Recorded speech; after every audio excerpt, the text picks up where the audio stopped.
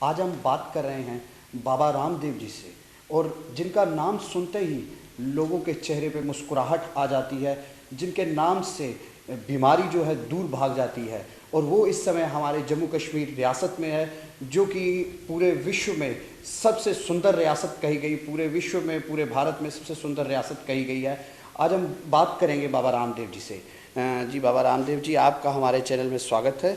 स्वामी जी, मैं आपसे ये जानना चाहता हूँ कि जम्मू कश्मीर का जो दौरा है, आपका कोई विशेष उसमें कारण महत्व है, या एक रूटीन में आपने अपने जो विद्यापीठ हैं जो उनको आगे प्रचार के लिए यहाँ पे जम्मू कश्मीर में आए हैं? मैं करीब 17-18 वर्षों के बाद पहली बार आया हूँ। जी। और उस समय मैं यहाँ उधमपुर में आर्मी के लिए आया था। इस बार अपने संगठन की बैठक के लिए आया हूँ। करीब हमारे 5000 यहाँ पर कार्यकर्ता हैं जो लोगों को निःशुल्क योग सिखाने का काम करते हैं।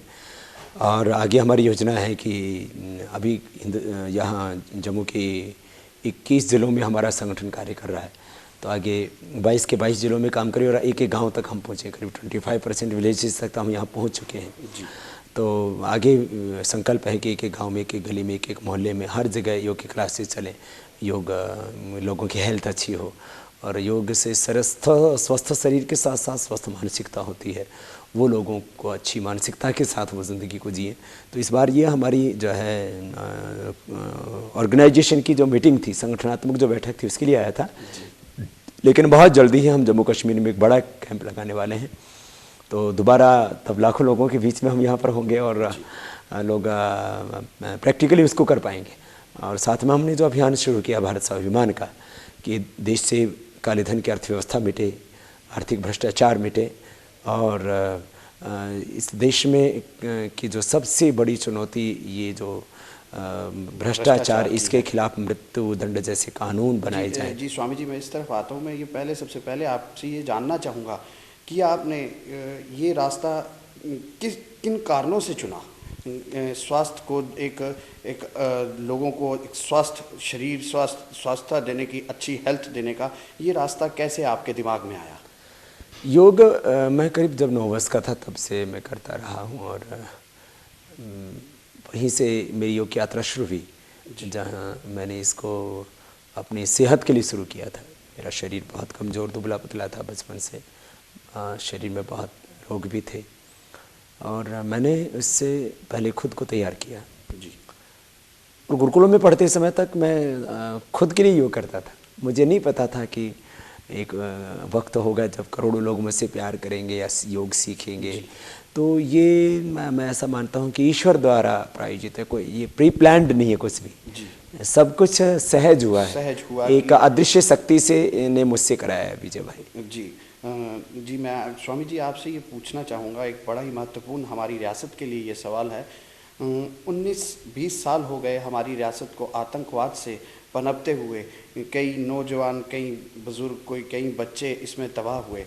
तो क्या लगता है कि इसको किस तरीके से ख़त्म किया जा सकता है जम्मू कश्मीर रियासत को? क्योंकि जम्मू कश्मीर रियासत को पूरे विश्व में कहा जाता था कि अगर कहीं जन्नत है तो वो जम्मू कश्मीर में है।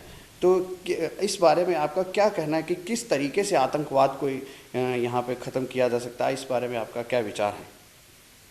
जहाँ तक आतंकवाद का प्रश्न है, जितनी भी हिंसात्मक गतिविधियाँ हैं जी, देश में या देश के बाहर कहीं पर भी चलती हैं, तो उसके मूल में 2 ही कारण होते हैं। एक तो भूख, जी, उसको आप गरीबी बोलिए या शिक्षा बोलिए, भूख के ही परिणाम हैं सारे। और दूसरा फितरत, घृणा की, नफ़रत की विचारधारा। तो इन दोनों को 2 तरह से कंट्रोल किया जा सकता है। एक, देश में से आर्थिक भ्रष्टाचार खत्म होगा तो यहाँ भी उसका सीधा लाभ होगा। जम्मू कश्मीर को अभी स्पेशल पैकेज तो मिलता ही, लेकिन वो भी भ्रष्टाचार की ज़्यादातर भेंट चढ़ जाता है। और देश का पूरा आर्थिक भ्रष्टाचार खत्म होता है तो 258 लाख करोड़ रुपए जो बाहर, और अपने देश में करीब 50-60 लाख करोड़ रुपए जो जमा, करीब 300 लाख करोड़ रुपए के देश में पहुंच जाती है। तो देश हमारा पूरी दुनिया का सबसे समर्थ देश है। जी बिल्कुल ठीक है। और उतना होने पर मैं तो कहता हूँ ये अलगाववाद की बात तो अपने आप ही खत्म हो जाएगी। जो देश ताकतवर होता है उसमें तो दूसरे देश मिलना चाहते हैं, उसका पार्ट बनना चाहते हैं। तो भारत की जीडीपी जब 350 लाख करोड़ रुपए की, और आने वाले 2020 तक भारत अमेरिका से भी बड़ी इकोनॉमिक पावर बनने वाला सकता है।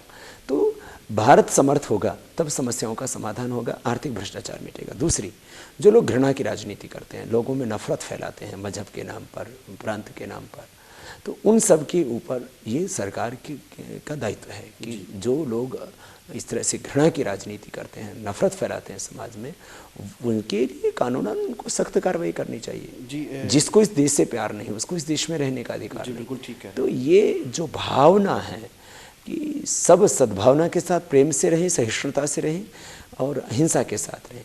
हिंसा कभी भी किसी भी मुद्दे का हल नहीं हो सकती और उससे कभी भी कोई समृद्धि नहीं आती है, कभी भी उससे खुशहाली नहीं आती है, उससे शांति नहीं आती है। तो समृद्धि आएगी विकास से, प्रेम से, सद्भावना से। जी स्वामी जी, जैसे कि आपने कहा कि यहाँ गरीबी या भूखमरी होने के कारण आतंकवाद जो है उसका नस्ते नाबूद किया जा सकता है, आज गरीबी है यहाँ पे।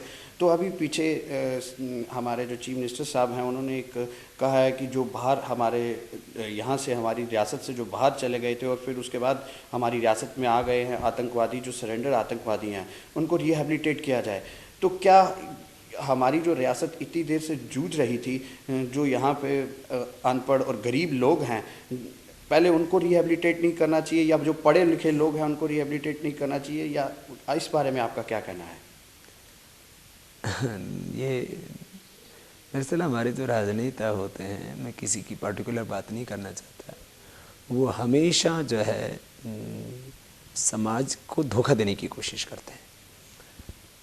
जम्मू कश्मीर में अभी भी जो लोग रह रहे हैं, क्या सबके हाथों को रोज़गार है, चाहे वो गांव के हों या शहर के हों? जी बिल्कुल। जो है हमारे जो है अर्बन एरिया से लेकर के रूरल एरियाज़ तक, हमारे शहरी क्षेत्र से लेकर के ग्रामीण क्षेत्र तक लाखों लोग बेरोजगार हैं।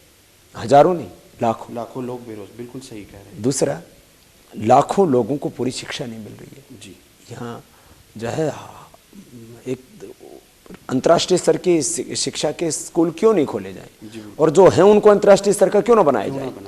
तो शिक्षा जब आएगी समाज के अंदर तो वो रोशनी लेकर के आएगी, और जब लोगों को रोजगार मिलेगा उससे समृद्धि आएगी। जी बिल्कुल। जिस समाज के नागरिक शिक्षित होते हैं और समृद्ध होते हैं, वो कभी भी हिंसा के रास्ते पर नहीं जाते। जी, ये पूरी दुनिया का उसूल रहा है और पूरी दुनिया की ऐतिहासिक घटना रही है कि जिस देश के नागरिक अशिक्षित होते हैं और गरीब होते हैं, वो हमेशा हिंसा और संघर्षों के बीच में जीते हैं।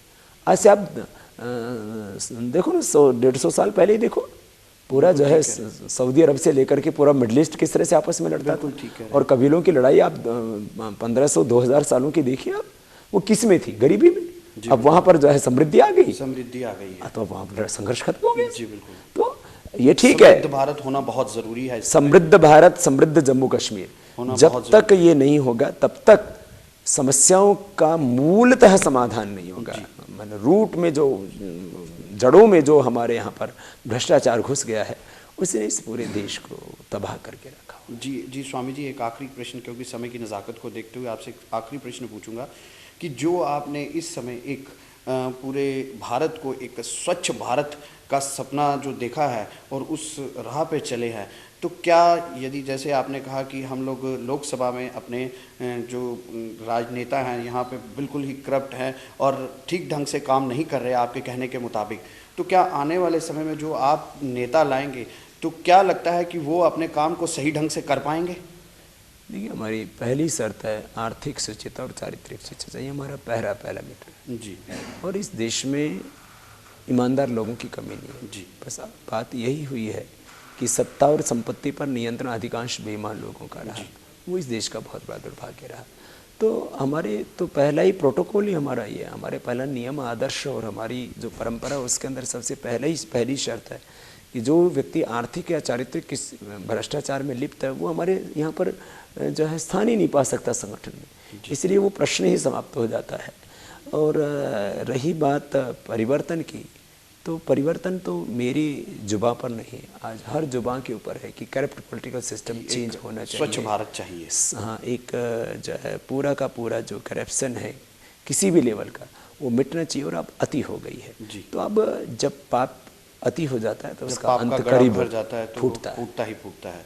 जी स्वामी जी, मैं ये चाहता हूँ कि आप जम्मू कश्मीर की जनता को एक ऐसा पॉजिटिव संदेश दें जिसके कारण वो एकजुट होके, कोई हिंदू मुस्लिम सिख ईसाई ना हो, एकजुट होके अपनी देश की, अपनी रियासत को फिर दोबारा से वैसे ही रिहेबिलिटेट करे कि हमारे पूरे विश्व में कहा जाए कि जम्मू कश्मीर को स्वर्ग माना जाता है। भारत को यदि हम शरीर कहते हैं तो हिमालय उसका सिर है और कश्मीर उसका मुकुट है। और यहाँ के लोगों के दिलों में जो तहजीब है, जो प्रेम है, वो पूरे विश्व में विख्यात है।